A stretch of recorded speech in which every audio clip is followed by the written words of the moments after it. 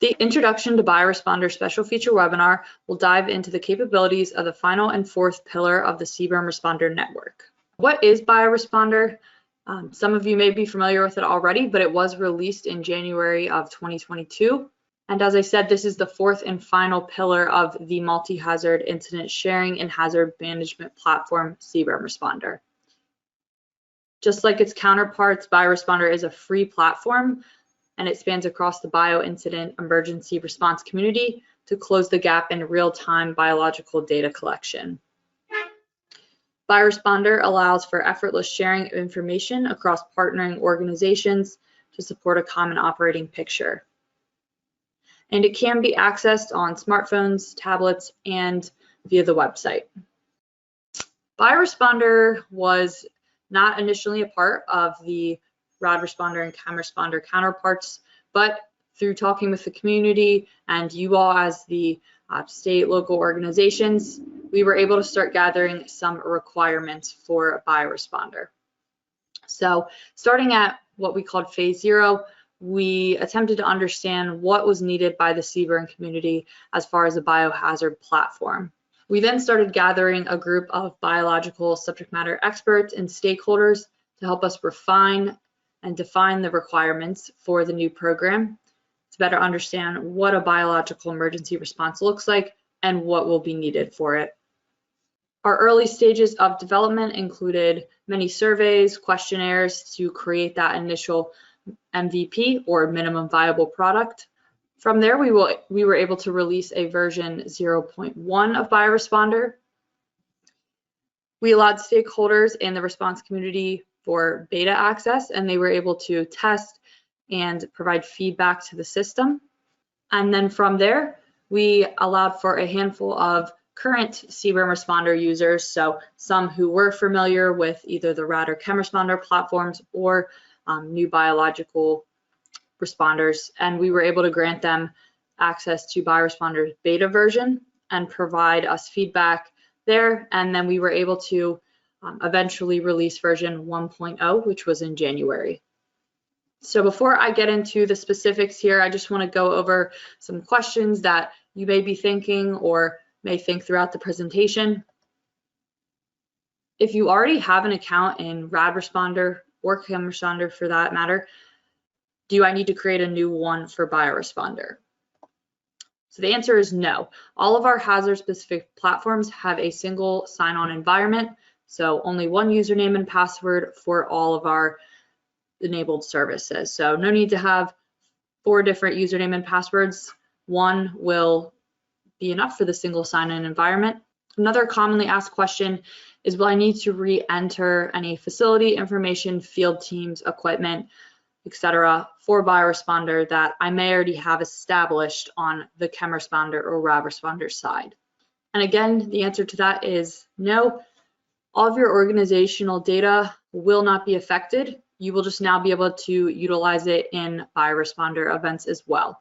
So if you have all of your equipment items and field teams uploaded, that will still all be available for you. It will not change. And the final question is, does BioResponder have its own mobile application? So it does not have its own application. It is available, however, on the CBRN Responder mobile application. The BioResponder website can be differentiated from some of our other hazard portals by the red accent colors. So here I can see, depending on the hazard-specific site I go log into, and again, you should be able to use your single sign-on to get onto all of these websites, but the BioResponder website does have the red accent colors. And just to reiterate this, the CBRN Responder Network is a single sign-on platform, so it's fully integrated with RadResponder, ChemResponder, and BioResponder. You will be using your existing credentials to log into any of the platforms. So in short, if you belong to a multi-hazard organization, you can access all of your events on one website. So there's no need to switch between different websites. And just to show a quick example here, if your organization has the chemical and biological hazard types enabled, you can access your chemical events from BioResponder. And on the other hand, you can access your biological events from ChemResponder. And this applies to RadResponder, ChemResponder, BioResponder, and CBRN Responder.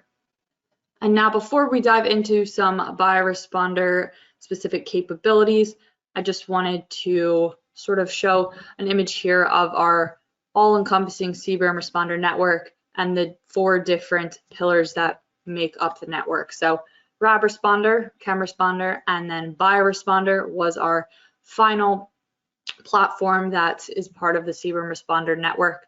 And then we also recently launched the IMAC portal. So these 4 different entities here are all encompassing of the CBRN Responder network.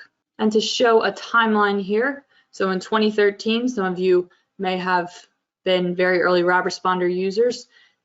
It was launched after the Fukushima Daiichi incident. There was a need to fill some of those capability gaps between the response community. So after RadResponder was launched in 2013, it was then codified in the Nuclear Rad Incident Annex in 2016. So this means it will never go away. It will always be available for state, local, tribal, territorial organizations to use.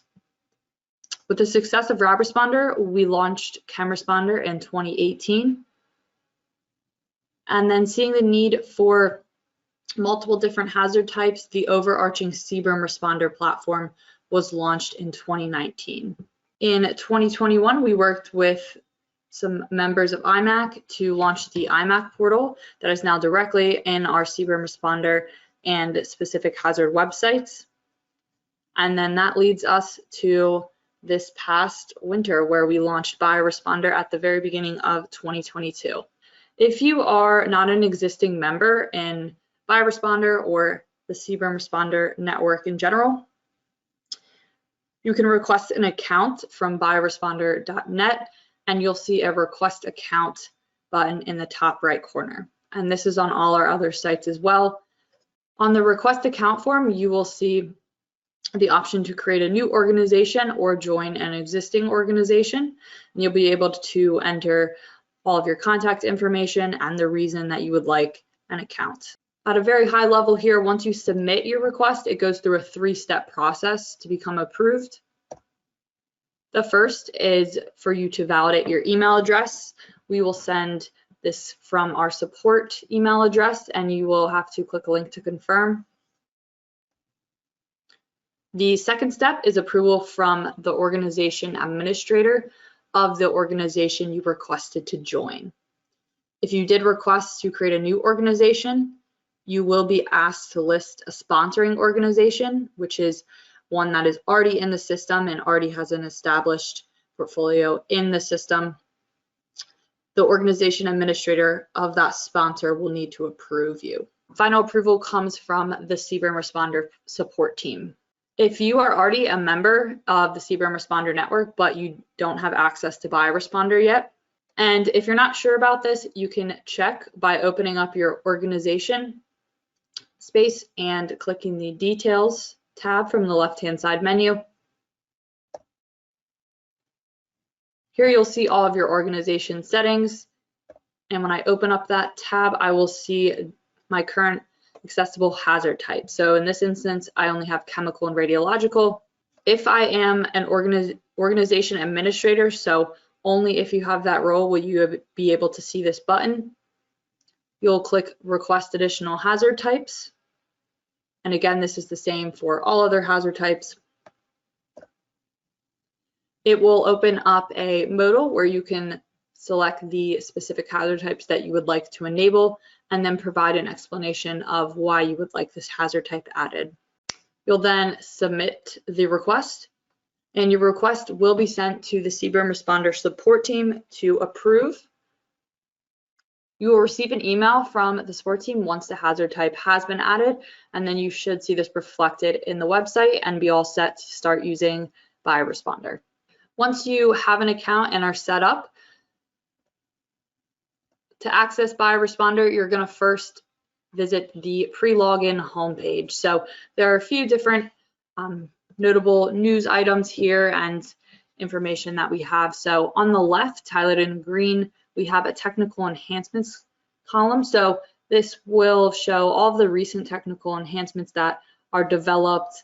You can scroll down and see more there. The middle column is news and events. So this comes from our Twitter feed. We also have a community initiatives column on the right, highlighted in purple. If you scroll down a bit, we do have 2 additional columns. The one on the left is under development. So those are technical items that we are currently working on. So they're not available yet, but they will be in the short term. And then on the right, we have the upcoming events column.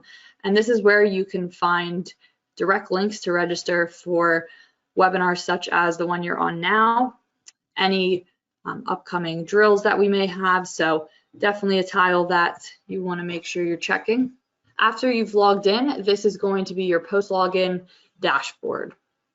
So just a few key things that you want to keep an eye out here. On the left-hand side, we do have our 24/7 emergency support hotline. This phone number is not hazard specific, so it's the same number for both rad, chem, and bio. These 2 tiles are your event and your organization tiles. So these are some quick access links here. The first one, you can search for an already created event. You can also create a new event if you do have the event creator role. If you do not have that role, you will not see this option. You can navigate to the live event. And just a little bit about the live event, this will show you all data from all of your events combined. So any event that you have access to, you will see that all of the data combined in that one event. You can also quickly navigate to your most recently accessed event. For the organization tile, if you do belong to more than one organization, you will see a little drop-down arrow there, and that's where you can switch organizations. You can view your organization's partners. The personnel tab will take you to the list of all personnel in your organization. You can view your organization's equipment inventory, and finally view your organization's facilities. And 2 more tiles on the dashboard. We do have a resources tile, so this is a quick link to any resources that you yourself have favorited from a resource library, and then the all resources button will take you directly to the resource library.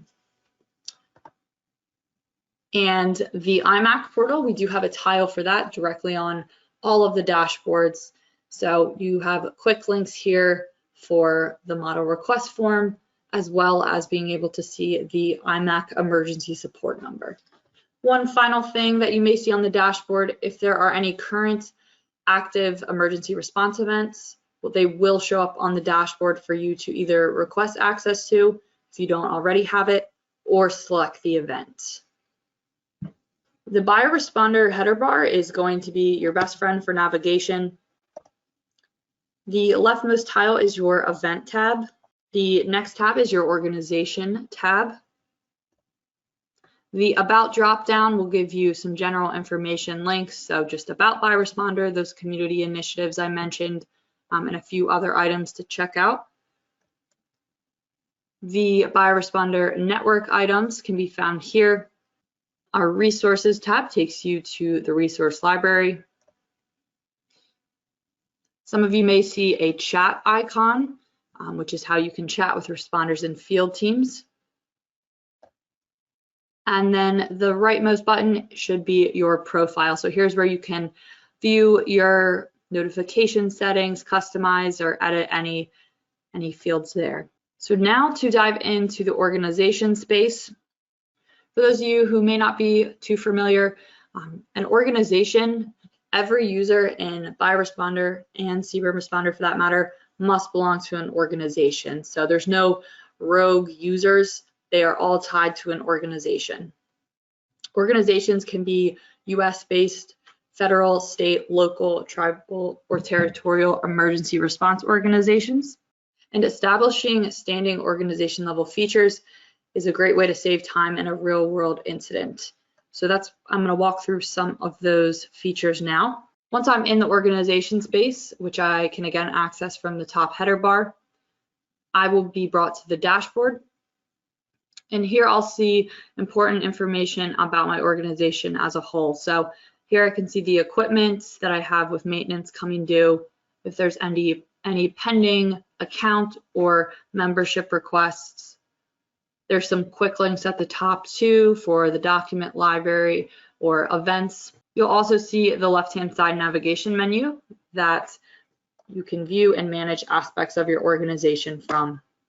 So I'm going to start with the biological SITREPS, which is a new data type that's specific to BioResponder. Biological SITREP is a situation report, and this provides users the means to rapidly capture incident information without having to create a full-fledged event. Biological SITREPs are the only data type that can be created outside of events at the organization level. So as I'll get into later, all data must be in an event, but biological and chemical SITREPs are that exception. And these can be created from both the website and the CBRN Responder mobile application. So from the left-hand side menu, I'll open the biological SITREPs page, and here I will see all SITREPs that have been created within events that my organization owns. So in this blue box here, in the event column, I can see this is from the biological test event. And I'll also be able to see SITREPs that were created outside of events at the organization level. So using that create button in the top right corner. And for the record that's boxed in orange, I can see that there is nothing entered in the event column, and that's because it was created outside of an event. The details tab on the left-hand side menu allows you to view details of your organization. Only the organization administrator can edit this page, but any user can view it. Setting up partnerships at the organization level establishes the ability for real-time data sharing. So to kind of hone in on why this is so important, we highly recommend setting up standing partnerships. Work with some partnerships with surrounding organizations, city fire departments, county health departments, state agencies, FEMA regions, etc. Setting these up at the organization level saves the time of adding partners to individual events in a real-world emergency. And the great thing about our partnership feature is that it's completely customizable. You can choose what data types you will share with your partner and what data types you want your partner to share with you. So if I am requesting a partnership, I'm going to search for the organization I would like to partner with, and then it'll allow me to select the information I would like to share with them and what I would like them to share with me. So in the top rightmost image there, where it says data types you will share with your partner, I want to share specific events with them, and I can use the drop down to customize their level of participation. You do not have to share the same level of information with your partner that you are requesting to receive from them, and vice versa. Just to take a look here, I will share my data feeds with my partner, but my partner is not going to share them with me. And then looking back at the top here for routine monitoring events, I will allow my partner to be a full participant on these event types. However, for their routine monitoring event types, I will not be considered a partner, meaning I will not be added to any events with the routine monitoring type. From the Personnel tab, you can view all users in the organizations, manage roles, and add additional users. You must have the Personnel Manager role to adjust other roles. So here you'll see all of your members, their organization roles, their default event roles, and then all of their contact information. A few things to note for the Personnel page. You want to determine who should have specific roles in your organization that are going to be responsible for specific tasks. So when you have new pending account requests coming in, who should be responsible for reviewing them? You want to make sure they have the Personnel Manager role. who should create an event in the case of a real-world incident.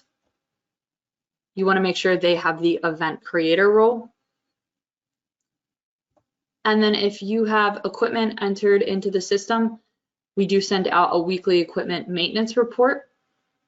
So who should be responsible for keeping track of this and performing the adjustments? You want to make sure they have the equipment manager role. Taking a look at the equipment page. So we do have a really great system in place for establishing an equipment repository for your organization. You can manage equipment, upload maintenance schedules, maintenance records. We do have both import and export forms. You can also establish facilities and associate floor plans with those facilities to be added directly to your events.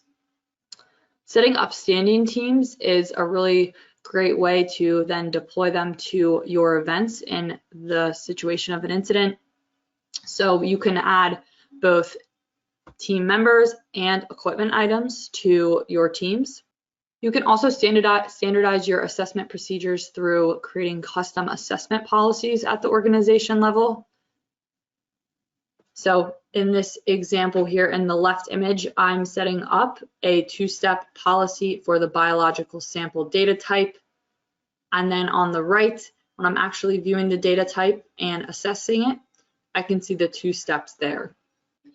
And the final tab in the organization space is the organization document library. So here you can add specific documentation or resources to the organization document library, and all responders in your organization will have access to it. So now that we have the organization space established, we want to take a look at creating and using an actual event. So similar to how every user must belong to an organization, every data point must be associated with an event. So there's no rogue data. Different event types include emergency response, testing and training, exercise/drill, non-emergency operation, special event, and routine monitoring. So a lot of the things I just went over, standing items, partnerships, assessment policies, and all of those other settings that you configure ahead of time at the organization level. So left of boom, these will all carry over to your created events. That being said, you can also configure features ad hoc at the event level, but it doesn't help with that time-saving feature there. So to navigate to an already created event, there's two different screens you may see. If you are on the CBRN Responder website, you will be able to take a look at that event tab in the top header bar, open up the down arrow and click search for an event. If you are on the hazard specific sites, so BioResponder, you can go directly from the event tile and click the search button. And from there, you can use the search field to enter the name of the event you're looking for. If you already have been granted access to an event, you will see a select button. If you have not been granted access, you will need to request access. And this can be either individually or for your entire organization. So once you have your event selected, you can click on the magnifying glass and you will be brought directly to the event dashboard. So this looks pretty similar to that of the organization dashboard, but it focuses more on the data itself rather than some of those standing equipment or requesting items. And again, you will be using the navigation menu on the left-hand side to work your way through the event space. So this is just a quick highlight of what some of these different tabs will lead you to and what you can do with them there. Depending on your organization's enabled hazard types, your events can have either 1, 2, or all 3 hazard types. So if you are viewing a multi-hazard event, such as in this image, your data will be separated by hazard type. That way it's sort of broken down and you're not having a huge long list of all the data types. As far as BioResponder is concerned, there are 2 new data types for biological data collection, and those are biological samples and biological SITREPS.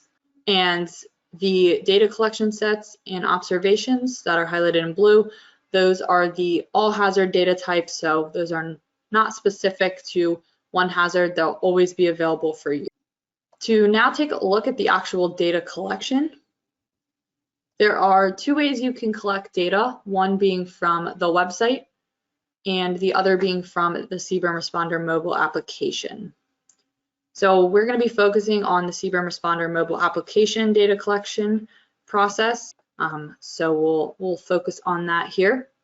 If you're new to the app, you will click sign in and enter the same username and password that you would use for the website. So again, no new logins needed there. And then once you click login, you'll be brought to the CBRN Responder landing page.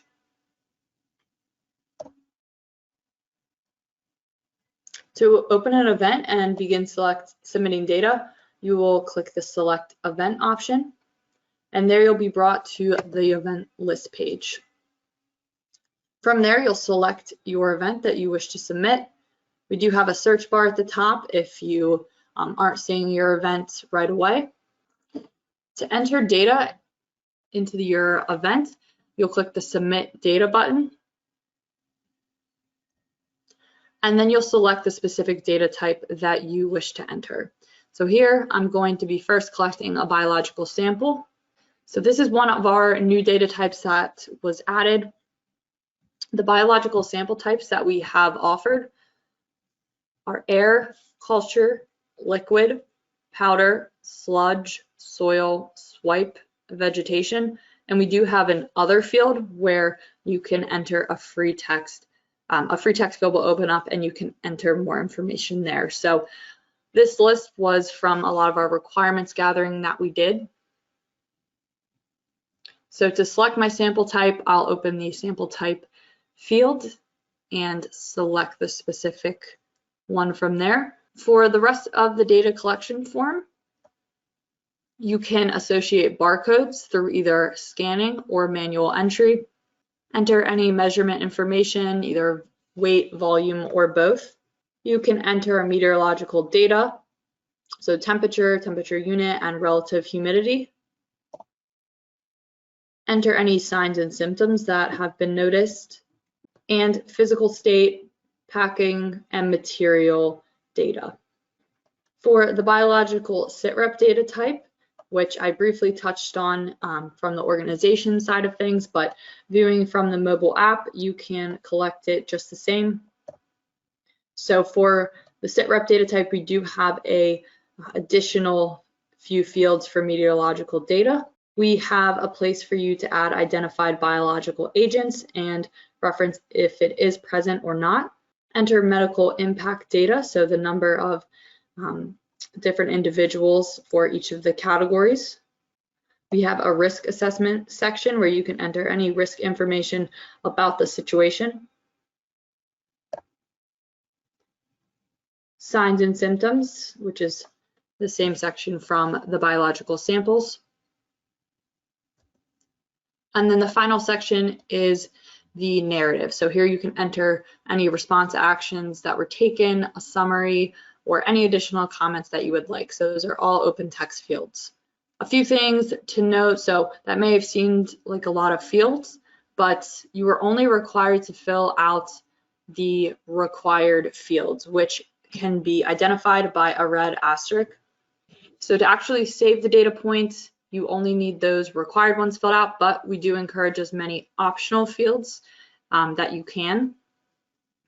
We do understand though that in a real world situation, you may not have time to fully enter all of the information in the data form. You may just need to get the required fields in and submit. So that's why we allow these optional fields, and it also gives you a chance to come back in and edit them. And finally, all data point forms do have a free text comment field and the ability for you to add any pictures or documents as attachments. And once you save your data type, you will receive a message letting you know that the data point has been saved. It will then bring you to a new blank form of the same data type for you to allow for quick entry of data. But if you're done submitting data, you can select the X in the top left and conclude your data collection. So here I have a quick little process of a first responder actually collecting data on the scene and then having it show up simultaneously for data viewers who are viewing from the computer point of view.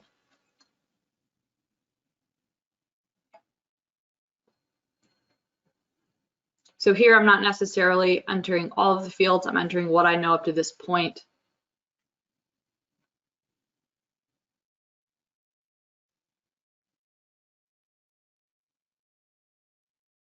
I'm going to make sure my organization's selected, and then I'll save. And now I want to collect an observation as well that has some images tied to it.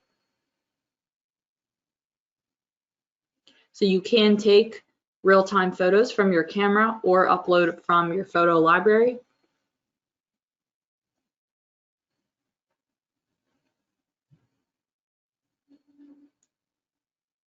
And as long as I have a successful internet connection, my data will be automatically uploaded to the site in real time. So other users that have access to the event can view this coming in from both the tabular list view and from the mobile app. So here they're viewing the observation that I collected, and it has my 3 images that I included there. So now to switch to sort of that data viewer position, there's a few places you can view data from the data tables or from the event map in a geospatial environment. On the data tables, you will see all existing records for your organization's event. To view specific records, you can click the magnifying glass icon, and it will take you into that specific record where you can take a little more in-depth look of the information there.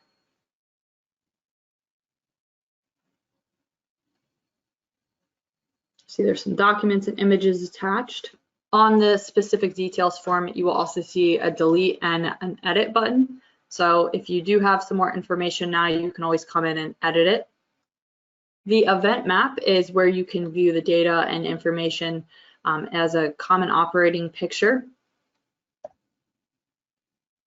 The map can be a little tricky with all of the icons, so we do have a symbology tab that will open up a help modal, and you'll see the 2 new biological data type icons and what is represented by those. To view a specific data point, you will click the icon and the Quick Details tab will open up, and it will give you additional information and fields about that sample.